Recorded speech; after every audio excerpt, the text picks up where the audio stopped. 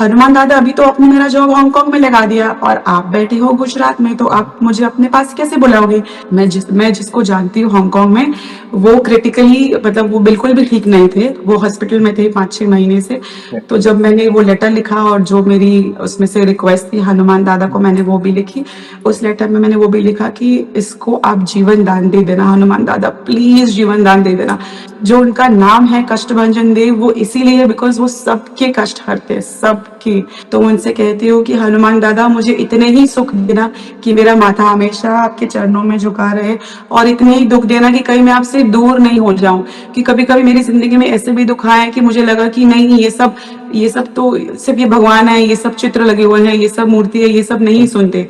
एक अलग ही तरंग आपको लगेगा, साक्षात बालाजी महाराज विराज रहे, कष्टभंजन दादा। वो बैठे हैं और वो सुन रहे हैं, वो हम्म, आपके लिए बैठे हैं। बहुत सुंदर, बहुत अति सुंदर। प्रभु का दरबार है, राजा का दरबार है, राजा अधिराजा बैठे हैं और सारी प्रजा नीचे बैठी है। ये जी उनकी कृपा के बिना कुछ नहीं होता। और जी। आप वो कर रहे हैं जो प्रभु को बहुत प्रिय है। आप राम नाम का जाप कर रहे हैं, राम नाम लिख राम रहे नाम हैं, की। रामचरित्र का गुणगान कर रहे हैं।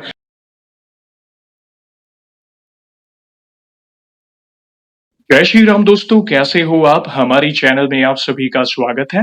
मैं हूं आपका दोस्त जयेश वाघेला, फाउंडर ऑफ धार्मिकस्टोरी.com एंड सीक्रेट मिस्ट्रीज। दोस्तों, आज मैं फिर से लौटा हूं एक और इंटरेस्टिंग वीडियो कॉल सेशन के साथ। हनुमान जी के भक्त ऑनलाइन है और उत्सुक हैं अपना अनुभव शेयर करने के लिए। और वीडियो में आगे बढ़ने से पहले आप सभी को बता दूं कि अगर आप भी हनुमान जी से जुड़े अपने अनुभव मुझसे इंस्टाग्राम वीडियो कॉल पर शेयर करना चाहते हैं, तो इंस्टाग्राम की लिंक मैंने डिस्क्रिप्शन में दी है। उस पर क्लिक करें, मुझे फॉलो करें और मैसेज करें। मैं जल्द से जल्द आपसे जुड़ूंगा और वीडियो कॉल सेशन शेड्यूल करूंगा।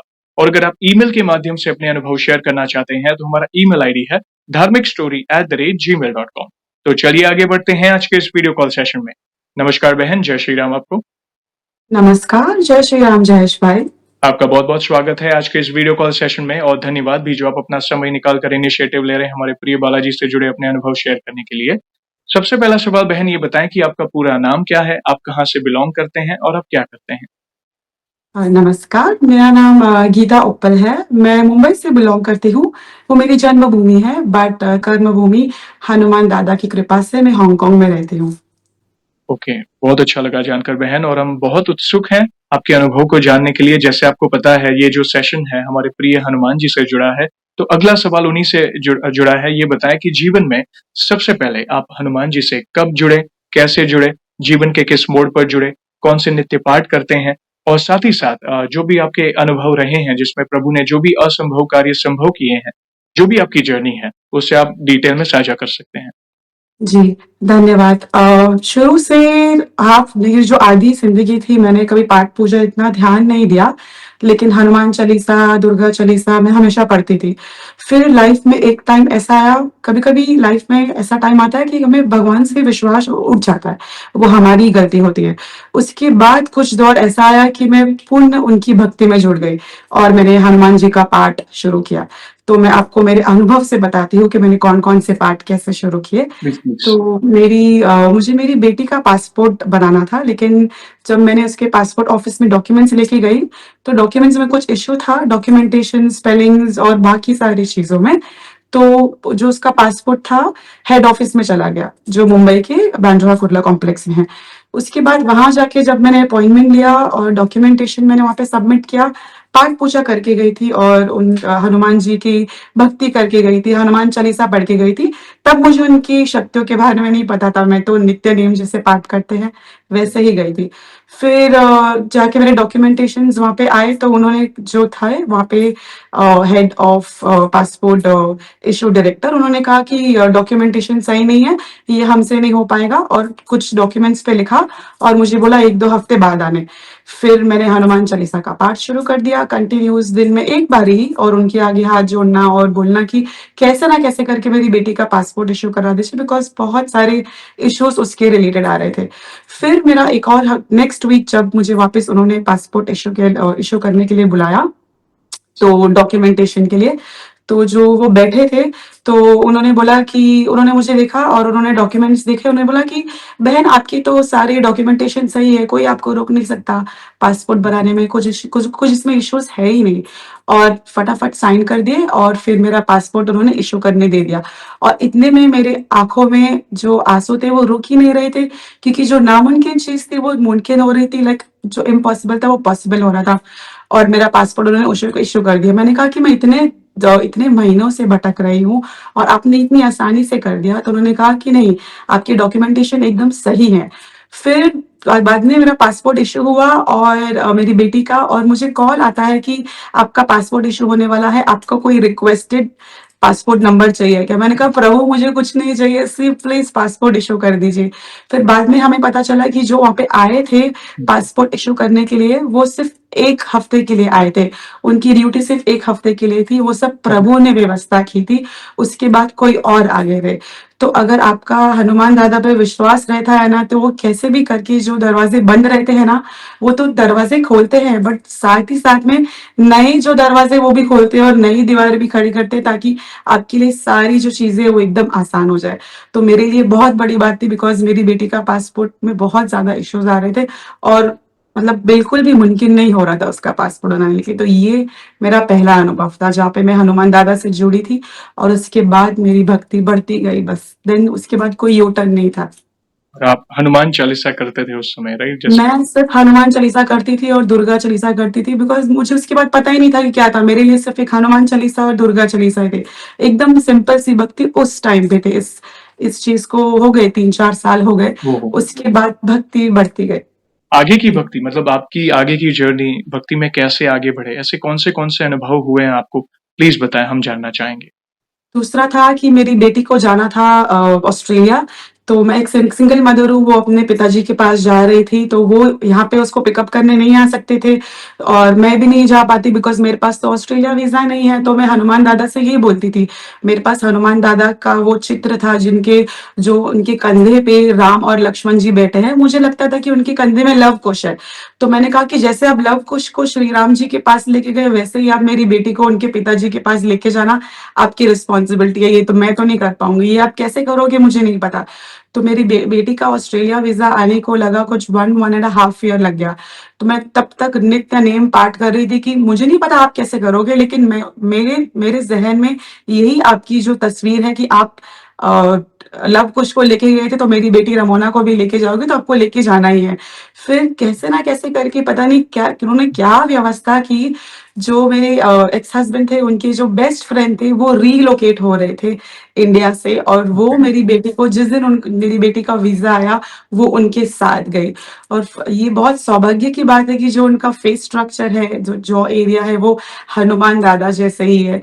तो उस दिन से मेरी भक्ति और डबल हो गई। ऐसे बोलते हैं ना कि जब भी आप जरा सा 1-2 स्टेप लेते हैं, भगवान जी आपका हाथ पकड़ के और आगे लेके जाते हैं। उसके बाद से हनुमान दादा का हाथ मैंने कभी नहीं छोड़ा।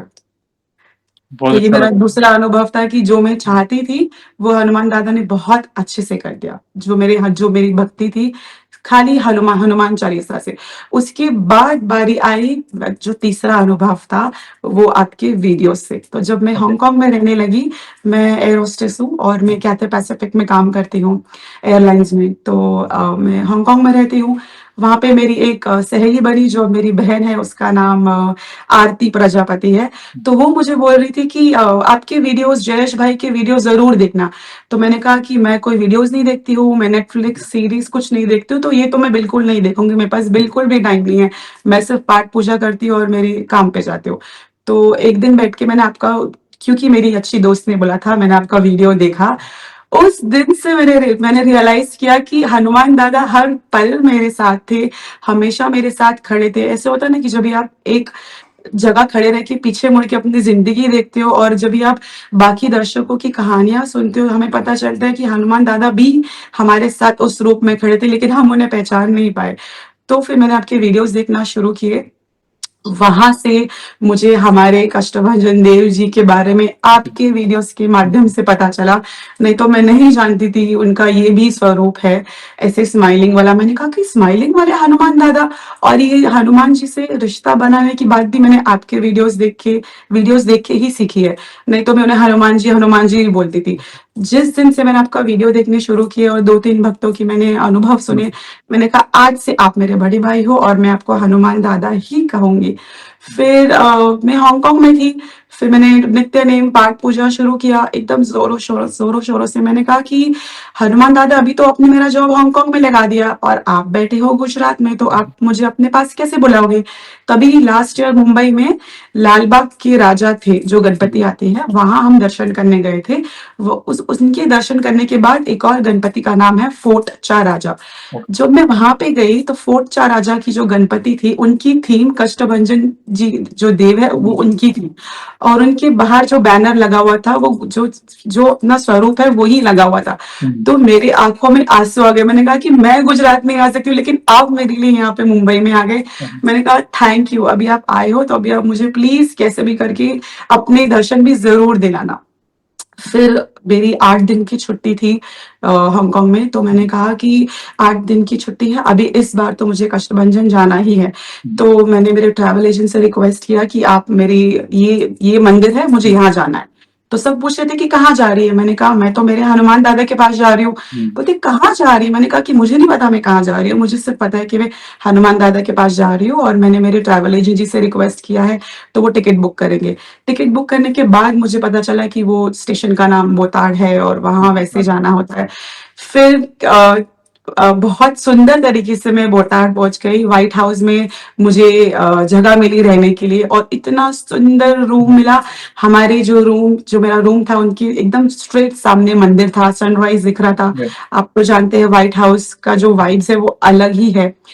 फिर अब मैंने कहा हनुमान दादा, आपने मुझे यहाँ पे बुलाया तो है, लेकिन आप मेरे बड़े भाई हो, आपको मुझे अच्छे से आरती भी करानी है। आप विश्वास नहीं करोगे, मैंने कहा कि आप जानते हो वहां पे बहुत रश होती है। तो मैंने कहा कि मुझे रश से प्रॉब्लम नहीं है, लेकिन मुझे ऐसे करना है कि अगर मैं आरती कर रही हूँ तो कोई मुझे धक्का नहीं दे, बिकॉज वहां पे बहुत ज्यादा रश होती है।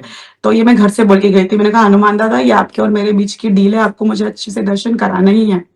फिर मैं आरती करने गई तो मेरा नंबर भी आरती के लिए आया। उन्होंने इतनी अच्छी व्यवस्था की कि जहाँ पे हम जब वो बैरिकेड्स लगे होते हैं आगे, उनके परिवार और जो मंदिर से रिलेटेड लोग हैं, भक्त हैं, वो होते हैं। जो बैरिकेड होता है जहाँ पे दान पेटी होती है, मैं वहां पे जाके खड़ी हो गई। उन्होंने मुझे वहां पे खड़े रहने बोला और आरती शुरू होने लगी तो उन्होंने सबको बैठने बोला। और मैं जहाँ पे बैठी थी ना जयेश भाई, मेरे आजू बाजू कोई नहीं था, कोई भी नहीं, एक भक्त भी नहीं था और बाहर तक लंबी लाइन लगी हुई थी। और आरती शुरू हो गई और मेरी आंखों में आंसू ही नहीं रुक रहे थे। तो मैंने हनुमान दादा से कहा कि मैं इतनी दूर आपको देखने आई हूँ, मेरे आंखों में आंसू आ रहे हैं, मैं आपको देख नहीं पाऊंगी। आपका जो तस्वीर है, जो आपका स्वरूप है, वो ब्लर हो रहा है, मुझे आपको अच्छे से देखना है। तो फिर मैंने अपने आंसू पोंछ, मैंने कहा गीता अभी रोना नहीं है, हम हनुमान दादा से मिलना है, आरती अटेंड करेंगे। तो आप मानोगे नहीं जयेश भाई, वो आरती कंटिन्यू होती गई। फिर वो बहुत सारे फूल डालने लगे हनुमान जी के ऊपर, तो बहुत लंबी चली आरती। हनुमान जी की कृपा से मैंने सारी आरती अटेंड की, सुबह की मंगला आरती भी अटेंड की, शाम की आरती भी अटेंड की, लेकिन ये जो आरती थी वो खत्म ही नहीं हो रही थी। तो फिर जब सेकंड डे वापस मैं आरती के लिए आई, मैंने कहा कि ये आरती तो जल्दी खत्म हो गई। वो आरती में तो उन्होंने फूल भी बरसाए थे, लंबी चली थी। तो उन्होंने कहा बहन आप बहुत लकी हो, बिकॉज जो कल आरती हुई थी वो पूर्णिमा की आरती थी, लेकिन कल पूर्णिमा नहीं था। और जो भट्ट जी आने वाले थे उस पर्टिकुलर दिन पे, वो दिन नहीं आए थे, वो आज के दिन आए थे जिस दिन आप आरती करने आए थे।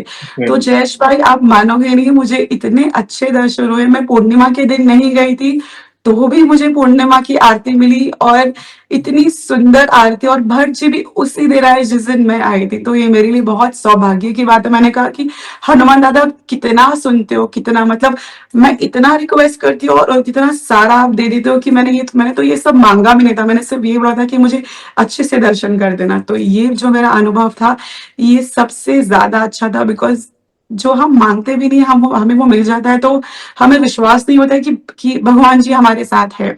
फिर जब मैं वहां पे गई थी तो मैं हनुमान दादा के लिए लेटर लिख के गई थी।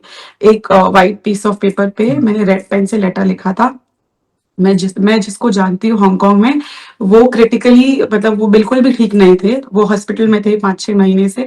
है। तो जब मैंने वो लेटर लिखा और जो मेरी उसमें से रिक्वेस्ट थी हनुमान दादा को, मैंने वो भी लिखी। उस लेटर में मैंने वो भी लिखा कि इसको आप जीवन दान दे देना, हनुमान दादा प्लीज़ जीवन दान दे देना। ये सब मैंने हिंदी में भी लिखा और इंग्लिश में भी लिखा, क्योंकि वो तो भाव से जानते हैं। हुँ, और वो लेटर मैंने भट्ट जी को दिया, उन्होंने उनके चरण में लगाया। बाद में वो मैंने जहाँ पे हम पैसे डालते हैं वो डाल दिया, ताकि वो लेटर हनुमान दाता तक पहुँचे। आप नहीं मानोगे जयेश भाई, डॉक्टर्स लोगों ने जवाब दे दिया था, लेकिन ओके, वो रिवाइव हो गए हैं, वो ठीक है और आज वो हॉस्पिटल से डिस्चार्ज होके 7 महीने के बाद घर पे आए हैं। तो ओके, जो उनका नाम है कष्टभंजन देव, वो इसीलिए बिकॉज़ वो सबके कष्ट हरते हैं, सबके।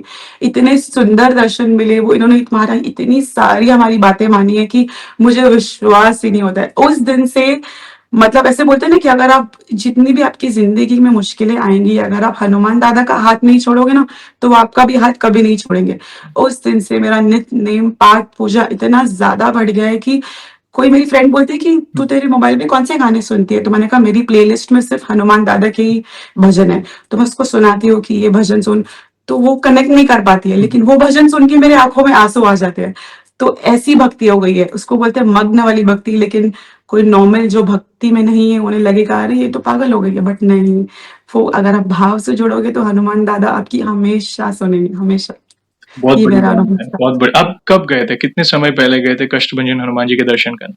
मैं लास्ट ईयर गई थी। यही गणपति गणेश चतुर्थी का टाइम था, तो ओके, लास्ट ईयर में गई थी। 1 साल लास्ट ईयर पहले। मेरा हांगकांग में जॉब लगा था, फिर मेरी फ्रेंड ने मुझसे कहा था जाना, फिर मैंने कहा कि आपको तो व्यवस्था करनी पड़ेगी, तो उन्होंने एक बहुत अच्छी व्यवस्था की, तो बहुत आप सुंदर। जब पहली बार गए, पहली बार कष्टभंजन हनुमान जी के स्वरूप के दर्शन किए, जो आपने क्योंकि बहुत ही प्रसिद्ध स्वरूप है, आप इंटरनेट पे भी काफ़ी मतलब उनके दर्शन वायरल होते हैं, लाइव आरती के भी दर्शन जी, ऑनलाइन होते हैं। जी। मगर जब आप पहली बार गए, पहली बार दरबार में कदम रखा और पहली झलक आपने मूर्ति की तरफ देखा प्रभु की, कैसा लगा आपको? जब मैंने उनकी पहली झलक देखी, मैंने कहा अरे ये तो मेरे जैसे स्माइलिंग वाले हनुमान दादा, ये तो हँसते रहते हैं, ये तो हम सबके दुःख हर लेंगे, सिर्फ मेरे नहीं। और कभी-कभी हम सिर्फ अपने लिए प्रेयर नहीं करते, हम सबके लिए प्रेयर करते हैं। मैंने कहा कि हनुमान दादा, आपने मुझे इतनी अच्छी से आरती कराई, वो जो सब लोग जो बाहर रुके हैं लाइन में, सबकी मनोकामनाएँ पूरी करना प्लीज़, प्लीज़, प्लीज़। और मेरा रिश्ता तो ऐसे बन गया है कि कभी-कभी अब भगवान जी नहीं सुनते तो बोलती हूँ, भगवान जी प्लीज़ सुन लो मेरी, प्लीज़ सुन लो, तो वो सुन लेते हैं। तो बहुत सुंदर लगा था और आँसू रुक ही नहीं रहे थे। मुझे मुझे खुद को बोलना पड़ा कि गीता अभी मत रो, अभी हनुमान दादा ने तो देखोगे कैसे? आरती खत्म हो जाएगी, अब रोते ही रहोगे। तो ऐसे करके मैंने कंट्रोल किया, लेकिन मैं जानती हूँ कि वो मुझे अभी वापस ज़रूर बुलाने वाले हैं बहुत जल्दी। ये अवश्य बुलाएँगे क्योंकि जी, बहुत ही दिव्य भूमि है वो, वहाँ की जो वाइब्रेशंस हैं, मतलब जब आप जाएँगे ना मैं सभी भक्तों से विनती करूँगा जीवन में एक बार मौका मिले, आप जहाँ कहीं भी है, भारत के जिस भी कोने में रह रहे हैं, एक बार आप कष्टभंजन हनुमान जी ज़रूर। के दर्शन करने आएँ, गुजरात पधारें, आप एक अलग ही सुकून लेकर वापस जाएँगे अपने घर।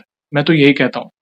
एक जी, अलग ही सुकून आप मन में कितना भी असमंजस हो, कितने भी बड़े दुःख हो आपके जीवन में या कितने भी प्रश्न लेकर आप जाते हो दरबार में, सब कुछ ब्लैंक हो, कुछ पूछने की आवश्यकता नहीं। मंदिर के अंदर कदम रखोगे, प्रभु के दर्शन करेंगे हाथ जोड़कर, बस लगेगा सब कुछ हल्का हो गया।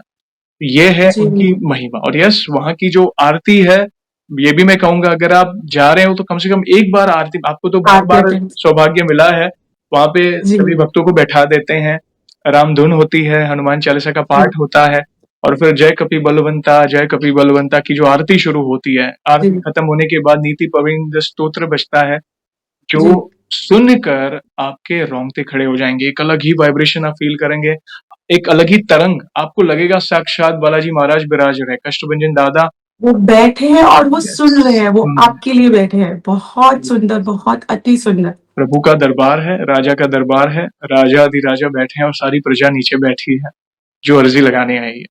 अक्सर ये जी, होता है, कई बार जैसे आपने कहा कि मैंने अपने लिए तो माँगा और कई बार माँगने की आवश्यकता नहीं, मगर मैं किसी और के बिल्कुल लिए भी भी नहीं। माँगती हूँ ना, अगर कोई दुखी भी है, जैसा आपने कहा कि कोई पर्सन जो कोई व्यक्ति हॉस्पिटल में थे 7 महीने से हांगकांग में, मैंने उनके लिए भी मतलब प्रार्थना की, एक तरह की अर्ज़ी लिखी थी आपने कि अर्ज़ी। ऑब्वियसली मन में जो मनोकामना है वो आप लिख कर प्रभु के चरणों में अर्पित करो, तो इसे एक बिल्कुल, अर्ज़ी कहते हैं। तो आपने अर्ज़ी जी। लिखकर वहीं पे प्रभु से प्रार्थना की और देखो 7 महीने बाद प्रभु ने देखिए वो भी एक असंभव कार्य संभव किया। तो ये भी बहुत सुंदर अनुभव था बहन। आगे बढ़ने से पहले एक सवाल पूछना चाहूँगा, छोटा-सा सवाल। अक्सर भक्त मुझे कहते हैं कि आप पूछा करें, जैसे आप अपने करियर में भी आगे बढ़ रहे हैं, जी, घर की ज़िम्मेदारियाँ भी निभा रहे हैं, ट्रैवल ज़्यादा करते हैं क्योंकि आप जैसे एयरलाइन्स में आप अपनी जॉब कर रहे हैं, तो ट्रैवलिंग ज़्यादा होती है, मगर फिर भी ये बहुत कुछ हो रहा है आपकी लाइफ़ में, बहुत कुछ हो रहा है आपकी लाइफ़ जी। में। तो इन सब में से समय निकाल कर आपकी भक्ति किस तरह आप कर रहे हैं? आपकी दिनचर्या कैसी है? नित्य कौन से पाठ वगैरह करते हैं? प्लीज़ बताएँ। जी, मेरी दिनचर्या की भक्ति ऐसी है कि मैं भले ही अपनी नींद स्किप कर लूँगी, लेकिन भक्ति के लिए टाइम ज़रूर निकालूँगी। भले ही मेरी फ्लाइट हो या मेरा उस दिन जिस दिन मेरी छुट्टी हो, उस दिन की भी मैं भक्ति बराबर करूँगी। मैं ब्रह्म मुहूर्त में उठती हूँ, 4 साढ़े 4 बजे उठती हूँ, गणेश जी की वंदना करने के बाद हनुमान जी का पाठ करती हूँ। कभी मैं संकल्प लेती हूँ 3 दिन, 11 दिन, 21 दिन, 40 दिन हनुमान चालीसा पढ़ती हूँ, हनुमान हनुमान अष्टक पढ़ती हूँ, बजरंग बाण पढ़ती हूँ और हनुमान जी के मंत्र पढ़ती हूँ और अपने कष्टभंजन देव जी के मंत्र भी पढ़ती हूँ और अगर शनिवार हो तो मैं राम रक्षा स्तोत्रम पढ़ती हूँ और अगर बहुत सारा समय हो तो फिर मैं रामचरितमानस के 3-4 दोहे या कभी मैं दोहे नहीं सुना सकूँ तो मैं हनुमान जी को उनकी ही कहानियाँ सुना देती हूँ कि वो उन्होंने कैसे राम जी का इतना ध्यान रखा, तो आप मेरा भी इतना ध्यान रखोगे, मेरी भी लाज रखो।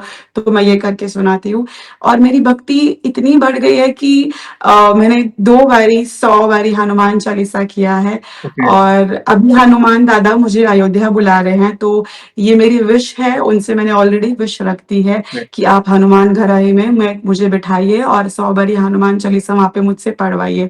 तो ये मेरा बकेट लिस्ट है, मैं जो मैं वहाँ जाके मेरी जो विश है वो मनोकामना पूरी करना चाहती हूँ और मैं सुंदरकांड भी करती हूँ। ओके, पहले तो सुंदरकांड सिर्फ सैटरडेज या ट्यूसडेज करती थी, हुँ, लेकिन अभी भक्ति इतनी बढ़ गई है, मुझे इतना आनंद आ रहा है कि ग्रेट, रोज सुबह या रोज शाम को, आइडियली मैं शाम को 7 बजे के बाद या 9 बजे के बाद हनुमान दादा को सुंदरकांड पढ़ के सुनाती हूँ और हांगकांग में मैंने काफ़ी सारे दोस्त मेरे इंडियन कम्युनिटी में बना लिए हैं, तो मैं सबके घर पे जाके भी उनके साथ सुंदरकांड करती ओके, हूँ, हर सैटरडे या हर ट्यूसडे।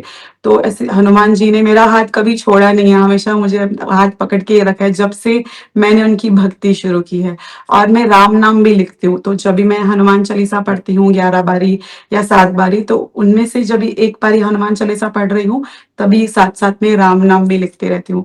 तो ये मेरी भक्ति है और उनके एक और मंत्र भी है, ओम श्री वज्रदेहाय राम भक्ताय वायुपुत्राय नमस्तुते। ये भी उनका मंत्र मैं 108 बारी रोज जाप करती हूँ और उनका नाम भी वायुपुत्र है, तो उन्होंने ग्रेट, मुझे जॉब भी ऐसा दिया है। मैं एयर होस्टेस हूँ, तो मेरा वो ख्याल भी वो ही रखते हैं। मैं निश्चिंत रूप से अपना काम भी करती हूँ और उनकी भक्ति में भी मग्न रहती हूँ। क्या बात हुँ, है। धन्यवाद बहन, अपनी दिनचर्या बताने के लिए। आप ऑलरेडी बहुत जी, कुछ कर रहे हैं।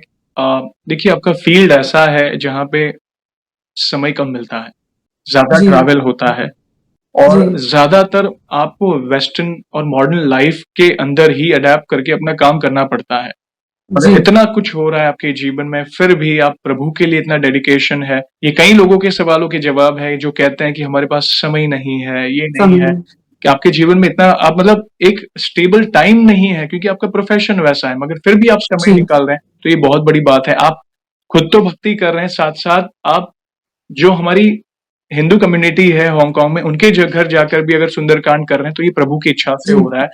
ये जी, उनकी कृपा के बिना कुछ नहीं होता। और जी, आप वो कर रहे हैं जो प्रभु को बहुत प्रिय है, आप राम नाम का जाप कर रहे हैं, राम नाम लिख राम रहे ने हैं, किया। रामचरित्र का गुणगान कर रहे हैं और साथ-साथ हनुमान जी के मंत्र के बारे में जो बात की कष्टभंजन जिनको नहीं पता, वो है ओम नमो हनुमते हनुमते भयभंजनाय सुखम यस, करो फट स्वाहा। यस, यस, ओम नमो हनुमते भयभजनाय सुखम कुरु फट स्वाहा। ये बहुत ही चमत्कारी मंत्र है। आप राम नाम का जाप करें, इस मंत्र का जाप करें और हनुमान चालीसा नित्य पाठ करेंगे ना हनुमान चालीसा का, प्रभु की कृपा आप पर अवश्य होगी। और दिन भर मेरे घर पे जो टीवी है उस पे सिर्फ राम नाम का जाप लगा रहता है और हनुमान जी के भजन लगे रहते हैं। राइट, तो कभी-कभी भजन इतने सुंदर से आते हैं, जैसे कृष्णदास जी का भजन है, भज लो जी हुँ, हनुमान की, वो सुनते ही आँखों में आँसू आ जाते हैं और कभी-कभी भक्ति इतनी ज़्यादा हो जाती है कि वो रसराज महाराज जी जब वो राम बोलते हैं ना सुंदरकांड में, तो वो राम सुनते ही आँखों से आँसू आ जाते हैं। मैं और दिल में सिर्फ ये मनोकामना रहती है कि आप मेरी हमेशा सुनते हो। मुझे आपसे और कुछ नहीं चाहिए, मुझे सिर्फ़ चाहिए मेरे लिए तो सिर्फ़ और सिर्फ़ राम भक्ति चाहिए और मुझे हमेशा अपने चरणों के पास रखना। और जभी भी मैं पूजा करती हूँ, मेरी भक्ति जब मेरी पूजा समाप्त होती है, तो मैं उनसे कहती हूँ कि हनुमान दादा मुझे इतने ही सुख देना कि मेरा माथा हमेशा आपके चरणों में झुका रहे और इतने ही दुःख देना कि कहीं मैं आपसे दूर नहीं हो जाऊँ। कि कभी-कभी मेरी ज़िंदगी में ऐसे भी दुःख आए कि मुझे लगा कि नहीं ये सब तो सिर्फ़ ये भगवान है, ये सब चित्र लगे हुए हैं, ये सब मूर्ति है, ये सब नहीं सुनते। तो मैं हनुमान दादा से कहती हूँ कि मुझे वापस वे वो फ़ेज़ में नहीं भेजना कि जहाँ पे मुझे आप मेरा आपसे विश्वास उठ जाए। हमेशा अगर आप मुझे दुःख भी दोगे तो शक्ति बन के मेरे साथ खड़े रहना। यही मेरी मनोकामना रहती है उनके अगर जो मैं भक्ति करूँ तो। बिल्कुल, बिल्कुल, यही प्रार्थना होनी चाहिए कि ये भक्ति ना छूटे। जैसे एक छोटा जी, बच्चा होता है, माता-पिता का हाथ पकड़ता है। फॉर जी, एग्ज़ाम्पल एक लेते हैं, जैसे एक छोटे बच्चे ने माँ का हाथ पकड़ा है, कई बार छूट जाता है क्योंकि वो बच्चा है, मगर माँ का जी, हाथ नहीं छूटता या पिता का हाथ कभी नहीं छूटता। तो प्रभु से ये इस प्रकार ही प्रार्थना करें कि प्रभु हम तो आपके बच्चे हैं, संसार है, माया है, कई बार हमसे भूल हो जाती है। तो अगर वो जाने-अनजाने में वो हाथ छूट जाए, यानी भक्ति का हाथ छूट जाए, तो आप मत भक्ति का छोड़ना। आप आप हमारा मत छूइए। मैं नहीं पकड़ूँगा, आप हमारा हाथ पकड़ें क्योंकि आप जब पकड़ेंगे जी। हमारा हाथ तो वो हाथ नहीं छूटेगा कभी। हाथ नहीं छूटेगा। और कभी-कभी ऐसा होता है कि जो हम माँगते हैं वो पूरा नहीं होता है बिकॉज़ हनुमान दादा का प्लान अलग होता है। तो एक बारी कुछ ऐसे हुआ था, मैं हनुमान दादा से रिक्वेस्ट कर रही थी लेकिन वो वैसा नहीं हुआ था। तो 2 तो मैंने तो उनको मेरा बड़ा भाई माना है तो 2 दिन तक मैंने उनसे बात नहीं की थी। पाठ पूजा कर रही थी लेकिन उनसे आई कॉन्टैक्ट नहीं मिला पा रही थी। मैंने उनसे कहा कि अपने हनुमान दादा से कहा कि ऐसे बड़ी-बड़ी आँखें देख बना के मुझे देखो मत आप, मैंने जो माँगा आपने तो किया नहीं। फिर 2 दिन तक मैं उनसे गुस्सा थी, फिर जब 2 तीसरे दिन मैंने पाठ पूजा किया तो मेरी आँखों से आँसू नहीं रुक रहे थे। तो मैंने कहा कि हनुमान दादा जब भी आप मेरी ब्लेसिंग्स डिले करते हो, तो मुझे वो आँखें दो जिसमें मैं देखूँ कि मेरे अच्छे के लिए ही करते हो, मेरे बुरे के लिए नहीं करते हो और प्लीज़ मुझे कभी आपसे दूर मत होने देना। तो यही हमेशा प्रेयर करती हूँ कि हमेशा मुझे चरणों में रखना, मैं कुछ भी नहीं हूँ, मैं इस दुनिया में कुछ भी नहीं हूँ, मैं जो हूँ सिर्फ़ और सिर्फ़ आपकी भक्ति से हूँ। यही मानती हूँ मैं तो। और ये तो मीठी नोक-झोंक है ना, आपने उन्हें भाई माना है, तो मीठी जी नोक-झोंक हाँ। जैसे एक भाई-बहन कि नहीं प्रभु हम आपके दास हैं, आप नहीं करेंगे तो कौन करेगा? एक जी, मीठी मैंने कहा नोक-झोंक कि होती है। आप नहीं करोगे तो कौन करेगा? अगर कोई इंसान हमारी बात नहीं मानता, तो हम इंसान की कंप्लेंट लेके आपके पास आते हैं। लेकिन अगर आप मेरी बात नहीं मानोगे तो आपकी कंप्लेंट लेके मैं किसके पास जाऊँगी? आप ही हो मेरे, आपको ही मेरी बात सुननी है, तो वो सुन लेते हैं और वो मैं नहीं कहूँगी सुन लेंगे बट मुझे शक्ति देते हैं कि जो हो रहा है वो मैं उसमें अपने आप को सँभाल लूँ। बिल्कुल। ये विशेष कृपा है, तब जाके ये सारी चीज़ें जीवन में घटित होती हैं। आपने जी, जैसे जब भी जैसे आप एक छोटा-सा सवाल है, जैसे अभी आप भक्ति में हैं, आपने वो जी, चीज़ें अनुभव की हैं, वो वाइब्रेशंस अनुभव की हैं, जी, धीरे-धीरे प्रभु के और निकट आ रहे हैं, दिन-ब-दिन वो भक्ति बढ़ती जा रही है। मगर एक समय ऐसा था जब आपके जीवन में आप भक्ति नहीं कर रहे थे, जी। ठीक है? और आज आप भक्ति कर रहे हैं। क्या ट्रांसफ़ॉर्मेशन आया आपके जीवन में? क्या चेंजेस आए? पहले जब मैं भक्ति और नित्य-नेम पाठ नहीं करती थी, तभी मैं हर एक को अगर रिवेंज लेना हो, अगर बातें सुनानी हो तो ओके, हमेशा उल्टा जवाब दे देती थी खुशी-खुशी और पहले नॉन-वेज भी खाती थी और अल्कोहल का सेवन भी करती थी। बट जैसे ही भक्ति मार्ग में लगी हूँ नॉन-वेज नहीं खाती हूँ अभी और अल्कोहल छोड़े हुए मुझे 7-8 साल हो गए हैं ओके, और जब भी अब और अभी कोई मुझे चोट पहुँचाता है तो मैं कहती हूँ हनुमान दादा अब मुझे तो शांति दोगे ही, सामने वाले को भी शांति देना और उसे खुश रहने देना। वो जो मान रहा है उसे मानने देना, मुझे उसको जवाब नहीं देना है। आप मेरी तरफ से जवाब दे देना, मैं उसको कोई जवाब नहीं देना चाहती और जो भी सामने वाला मुझसे कहता है, मैं उसे स्माइल करके थैंक यू बोल के जय श्री राम बोल देती हूँ क्या और बात है। फिर सब अपने आप ठीक हो जाता है फिर। बहुत बड़ी बात है, बहुत बड़ी बात है बहन। कई बार हम चमत्कार की बात करते हैं, प्रभु की लीला, प्रभु की कृपा, प्रभु की महिमा, उसकी तो चर्चा करते हैं। मगर कई जी, बार उस भक्ति के कारण आपके अंदर क्या चेंजेस आए, वो बहुत कम जी, लोग बात करते हैं। यस, जी, आप कई बार देखो, आप अपने आप को एनालाइज़ करो कि हर एक के जीवन में ये स्टेज होता है कि जी, भक्ति करने से पहले वे कैसे थे? क्योंकि जी, आप ही अपने आप को अच्छी तरह से जानते हो। आपके सिवा और कोई मात्र भगवान जानते हैं आपके सिवा जी, हाँ, अपने आप को। तो भक्ति में आने से पहले आप अंदर से कैसे थे? आपके विचार कैसे थे? आपका जातीय स्वभाव कैसा था? और अब हम कैसे हैं? कई लोग कहते हैं, हुँ। चलो ऊपरी स्वभाव तो चेंज होता है, मगर जो जातीय स्वभाव होता है, मतलब बाय बर्थ जो एक स्वभाव होता है, जो बचपन से ही आने लगता है। जैसे किसी का जातीय स्वभाव होता है गुस्सा करना, किसी का जी, जातीय स्वभाव होता है ईर्ष्या करना, किसी का होता है मतलब जैसे हँसमुख, जैसे बहुत सारी चीज़ें होती हैं जातीय स्वभाव में। तो आपने देखा कि आपके अंदर वो चेंजेस आए, जैसे कोई आपको कुछ सुना दे तो मैं सीधा सामने बोलना, एक तरह का जी। गुस्सा है, नॉन-वेज हो, अल्कोहल हो, ये सारी इम्प्योरिटीज़ निकलती है, और फ़िल्टर पहले मैं सबको जवाब देती थी तो कोई मुझसे बात नहीं करता था, सब मुझसे दूर जाना चाहते थे। लेकिन अभी बोलते हैं ना कि अगर आप एक हनुमान चालीसा भी रोज़ पढ़ोगे, तो आपकी जो ऑरा है, आपके वाइब्स ऐसे हो जाएँगे कि सबको आपसे बात करना पसंद आएगा। यस, तो सबको पसंद है कि मैं उनसे बात करूँ या वो मुझसे बातें करें। बच्चों को आप पसंद आने लगोगे बहुत, पशु-प्राणियों को पसंद आने लगोगे। तो ये सब साइन है कि आप सही मार्ग पे हैं और हनुमान दादा आपके साथ है और आप एकदम सही जा रहे हो। बस कभी मुझे वापस पीछे नहीं मुड़ना है, हमेशा मुझे वही रास्ते पे जाना है और उनकी भक्ति में हमेशा रहना है। बहुत अच्छा लगा जानकर बहन, थैंक यू वेरी मच। बहुत सुंदर-सुंदर अनुभव शेयर किए और लाइफ लेसन भी मिले कि प्रभु के निकट आते हैं, तो कैसे हमारे अंदर भी चेंजेस आते हैं, कैसे इम्प्योरिटीज़ हमारी क्लेंजिंग होती है, देखा जाए तो। क्लेंजिंग वर्ड काफ़ी सूट होता है, हमारी क्लेंजिंग हो जाती है, इम्प्योरिटीज़ जी, निकल जाती है और प्रभु हमें और अपने निकट लाते हैं। वो आपके अनुभव जी। से जान सकते हैं और आगे बढ़ने से पहले वो जी, भागेश्वर राम जी ने कहा था जी, उनके इंस्टाग्राम पे मैंने सुना था कि वो एक बारी वीडियो में बोल रहे थे कि बस आप हनुमान जी से ये कहना कि कितनी भी आपकी मुश्किलें आए, आप उनका हाथ नहीं छोड़ना और उन्हें कहना कि वो आपका हाथ नहीं छोड़े। डटे रहना और उनके चरणों पे अपना माथा लगाए रहना कि प्रभु जो भी हो, आप हो, मैं कुछ भी नहीं हूँ और बस मैं वही मान के चलती हूँ कि आप ही मेरे सब कुछ हो, आपको ही सब ठीक करना है और मुझे सिर्फ़ और सिर्फ़ राम भक्ति देना।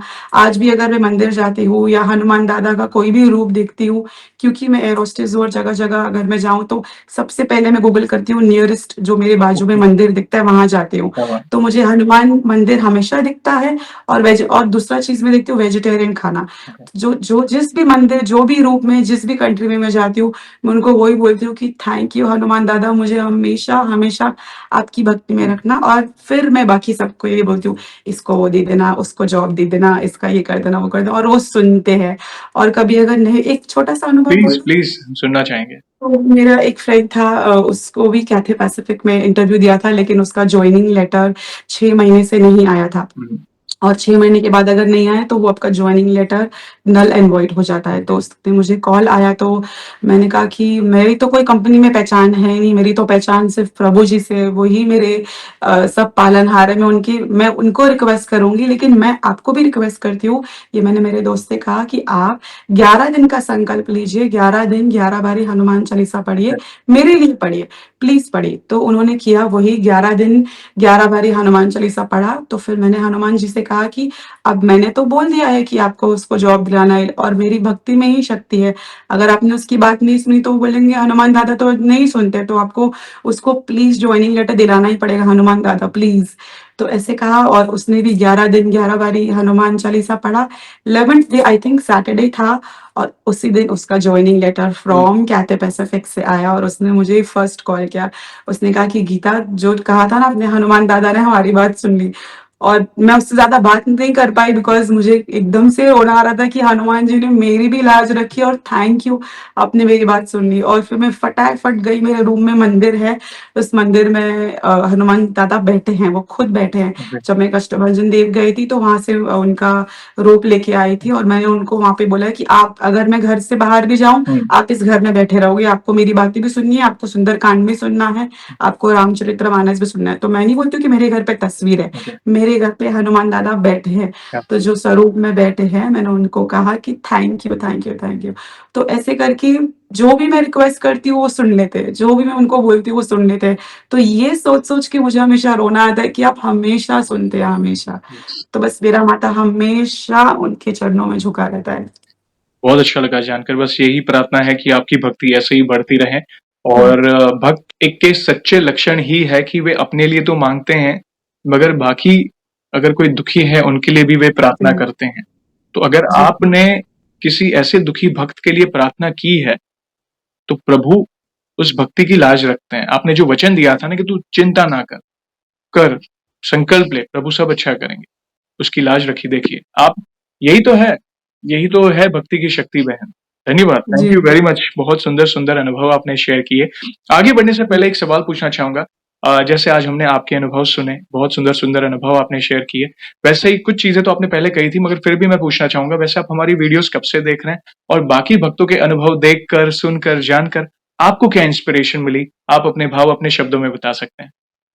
जी, मैं आपके वीडियोज़ ऐसे मैंने कहा कि 1 साल से ही देख रही हूँ बिकॉज़ पहले तो मैं कोई वीडियो सीरीज़ नहीं देखती थी। जी, मैंने जब मुझसे मेरी बहन ने कहा जी, आरती प्रजापति ने तब से मैंने आपके वीडियोज़ देखना शुरू किए।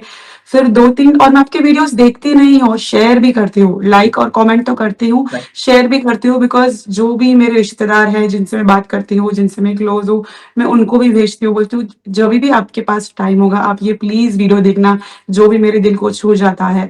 तो ऐसे मुझे एपिसोड नंबर याद है, एपिसोड नंबर एक था 53 और एक था 253 और एक था बागेश्वर नहीं सालासर धाम से जो पंडित जी आए पुजारी थे, जी भट्ट हैं। जी आए थे, उन्होंने कहा था अपनी स्टोरी। तो कभी-कभी सारी कहानियों से, सारे एक्सपीरियंस से मैं भी रिलेट कर पाती हूँ बिकॉज़ जो-जो उस भक्त की ज़िंदगी में हो, वो मेरी लाइफ में भी हुआ है। तो ज आपके जो एपिसोड्स हैं, मैं उनको एपिसोड्स नहीं, मैं कीर्तन समझती हूँ। तो मैं दिन में एक बारी आपका कीर्तन एपिसोड ज़रूर देखती हूँ और हर एक भक्त से कनेक्ट हो पाती हूँ और जैसे-जैसे मैं एपिसोड्स देखती हूँ मेरी भक्ति और बढ़ जाती है। पहले मैं सिर्फ़ हनुमान चालीसा पढ़ती थी, 1 बारी, अभी मैं 10 बारी, 11 बारी, 7 बारी पढ़ती हूँ।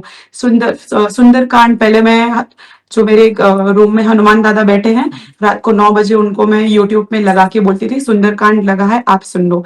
लेकिन मेरी भक्ति ऐसी हो गई कि अब मैं रोज़ उनको पढ़ के सुनाती हूँ।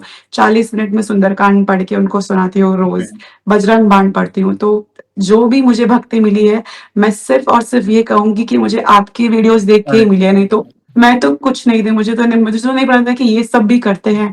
दीपमाला ये सब मैंने आपके वीडियो से सीखा है और मैं हमेशा ग्रैटिट्यूड में रहती हूँ। अगर मैं कभी किसके आगे माथा भी टेकती हूँ, तो मैं बोलती हूँ कि जयेश भाई की सारी मनोकामनाएँ पूरी करना राइट, बिकॉज़ आपके ज़रिए ही मुझे भक्ति मिली है, नहीं तो मैं तो ऐसे ही भटक रही थी, मुझे नहीं पता था कि क्या करना है, क्या नहीं करना है। So thank you so much. Thank you बहन। देखिए कराने वाले प्रभु हैं। अच्छा लगता है कि कहीं न कहीं जी, एक दूसरे भक्त के अनुभव देखकर कुछ न कुछ सीखने मिल रहा है, प्रभु के हम और निकट आ रहे हैं। किसी को संकल्प के बारे में पता चल रहा है, किसी को अर्ज़ी के बारे में पता चल रहा है, किसी को दीपमाला के जी, बारे में पता चल रहा है। तो कुछ न कुछ सीखने मिल रहा है। कोई न कोई एक उपाय या अथवा कोई संकल्प प्रभु से निकट ला रहा है हमें। तो ये बहुत जी, अच्छा लगता है। धन्यवाद। क्या पता जब आपका अनुभव आएगा, आपके अनुभव से भी किसी न किसी को अपने सवालों के जवाब मिलेंगे या इंस्पिरेशन मिलेगी जी, प्रभु के निकट आने के लिए। तो धन्यवाद, बस ऐसे ही प्यार और सपोर्ट करते रहें, कराने वाले प्रभु हैं, हम तो निमित्त हैं। और जी। जाने से पहले एक आखिरी सवाल पूछना चाहूँगा।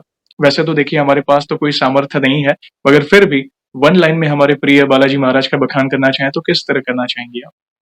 जी, वो करने से पहले मैं आपको भी बताना चाहूँगी कि इसी महीने में हनुमान दादा ने मुझे अयोध्या में बुलाया है। जी, तो मैं बहुत खुश हूँ उनके जन्मभूमि में जाने के लिए अरे! और बहुत प्रसन्नित हूँ और मैंने हनुमान दादा से कहा है कि आपकी बहन आ रही है, आपको अच्छे से दर्शन भी कराने हैं जी, और सारी की सारी आरतियाँ भी करानी है। अब देखते हैं चलो कि हनुमान दादा अपनी बहन की बातें कैसे सुनते हैं। मुझे पूरा विश्वास है कि मुझे इतने अच्छे अनुभव मिलेंगे कि मैं आपके वीडियो सेशन या कीर्तन में ज़रूर आके बताऊँगी कि प्लीज़, कैसे उन्होंने चमत्कार किया और कैसे मैंने हनुमान घर ही में 100 बारी हनुमान चालीसा भी पढ़ा और मुझे क्या-क्या अनुभव हुआ। Please, please. Thank you Jayesh भाई। थैंक यू बहन, वे अवश्य आपको बुलाएँगे और बस हम सभी भक्तों की तरफ से एक छोटा-सा काम करिएगा, जब आप हनुमानगढ़ी जाएँ, हनुमान जी के दर्शन करने और श्री राम जी जी, के मंदिर जाएँ, उनके दर्शन करने, हमारी तरफ से प्रार्थना, प्रणाम करिएगा और जय श्री राम जी, अवश्य कहिएगा।